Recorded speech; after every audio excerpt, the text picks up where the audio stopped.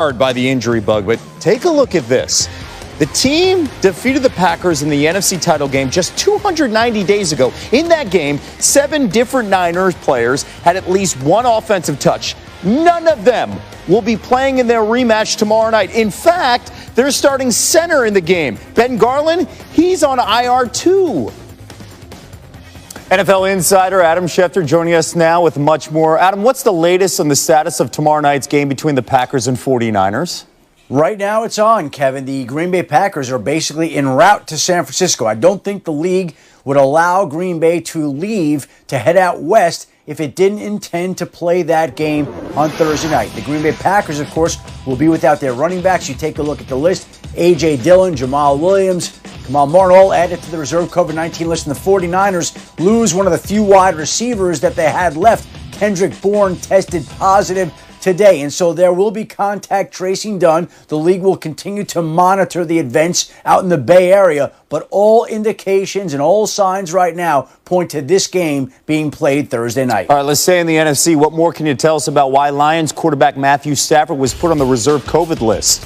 He was placed there, Kevin, because it's a high-risk, close-contact situation where Matthew Stafford came into contact with somebody not on the Lions team, but who did have the virus. And so out of an abundance of caution, and wherever we heard that phrase before, the Lions basically have placed Matthew Stafford on the reserve COVID-19 list. I'm told that contact came Monday, which means Stafford would have to test 5 straight days of negative tests before he could be removed from the reserve COVID-19 list. That would put him on track to be eligible to play Sunday's game pending negative testing for Matthew Stafford. If a test turns up positive because he was in contact, that would mean that Chase Daniel would start at quarterback for the Detroit Lions. But right now, the Lions feel like they will have Stafford available against the Vikings on Sunday, assuming those tests for him come back negative. Okay, we will continue to follow this developing story over the next few days. Adam will be back in a moment, but first,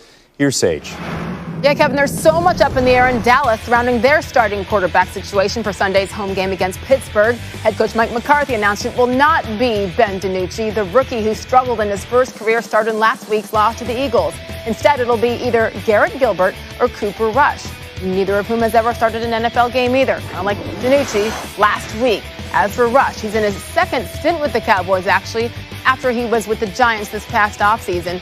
Gilbert, a 2014 draft pick, and has been waived or cut by 6 different teams. It should be noted that Big Ben, the opposing quarterback on Sunday, he is unbeaten in his career, 7-0, when his counterpart has made 1 or 0 career starts. Here's head coach Mike McCarthy explaining his thought process. I just felt that with the opponent that we're playing, we need some more experience at that position. So, obviously Garrett Gilbert's been here for a couple weeks. He's had the chance to play, in preseason games and has been has more experience. And no different with Cooper. Cooper played last year. Was very familiar with the system. Kellen Moore has a lot of confidence, there. So we're gonna let those two guys. We're gonna go through the week and then make a decision. Garrett Gilbert, Cooper Rush. Adam Schefter, who's their front runner to start Sunday against the Steelers?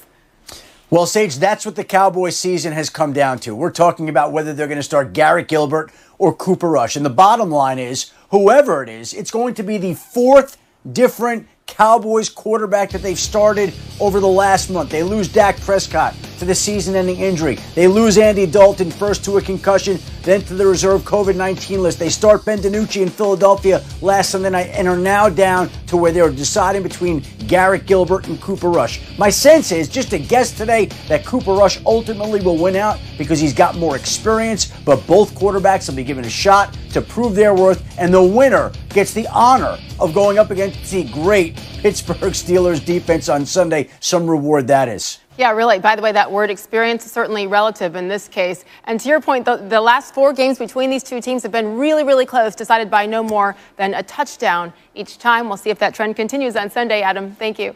Thank you, Sage.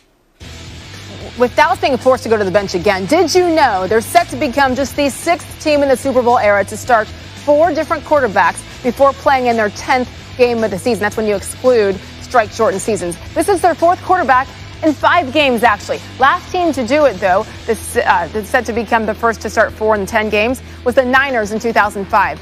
And guess what? Mike McCarthy involved in that as well. He was the offensive coordinator. How about these names? Alex Smith, Tim Rattay, Ken Dorsey, and Cody Pickett. Those were the 4. The PTI crew has more now. All right, Wilbon, should the Cowboys tank the rest of the season? You said tank, right? I was tank. waiting for you to say stink. It's another word tank. that ends in a K. They're going to stink. They don't. Yeah, but because they're going to stink, they don't have to tank.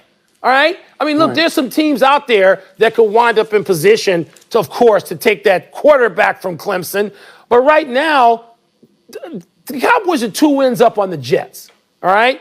So if you look at some of the teams that could be in competition for this when we get to the end of the season, who's going to have only 2 wins or 3 wins?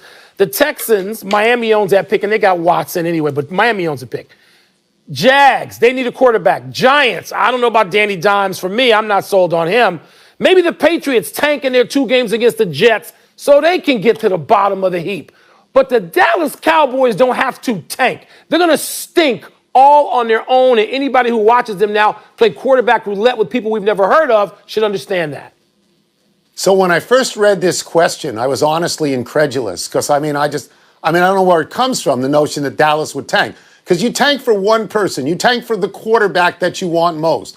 So if Dallas does that, they are saying, we don't want Dak Prescott. Jerry Jones has spent the last 3 years of my life talking about how much he loves Dak Prescott and how he's sure they're going to get a contract. So that becomes all dross, and they just let Dak Prescott go. Maybe. I can see him doing that. I don't get it. Okay, I don't get this personally. But you can see the Dallas Cowboys, if they're to stink that bad. Couldn't you see them making that move and letting Dak Prescott walk and drafting the new golden boy from Clemson? Of course you can. I can. They should be over right now. They should be over. You're right. They're no good. They're no good. That's it. We're done. No more Cowboys talk, please. Back to you. Wilbon looking clean with the turtleneck. All right, can you be the reigning Super Bowl MVP, a former league MVP, the best player in your sport who is also the highest paid, and still be overlooked in the current MVP race? That seems to be the case for Patrick LeVon Mahomes. Call it the Jordan effect. Everyone knew Michael Jordan was the best player year in and year out, yet future Hall of Famers like Charles Barkley and Karl Malone took MVP honors during MJ's reign. And speaking of dominance, I know it's the Jets, but Mahomes this weekend made a 5-touchdown, 400-yard performance look way too easy. Anytime you're honored in a league like this with those Player of the Week, I mean, there's a lot of guys that had great weeks this week, and so that's special to me, and it's something that you have to really just you still take that same honor from the beginning to the end of your career, because you know that they don't come all the time, and you have to really go out there and earn it every single week.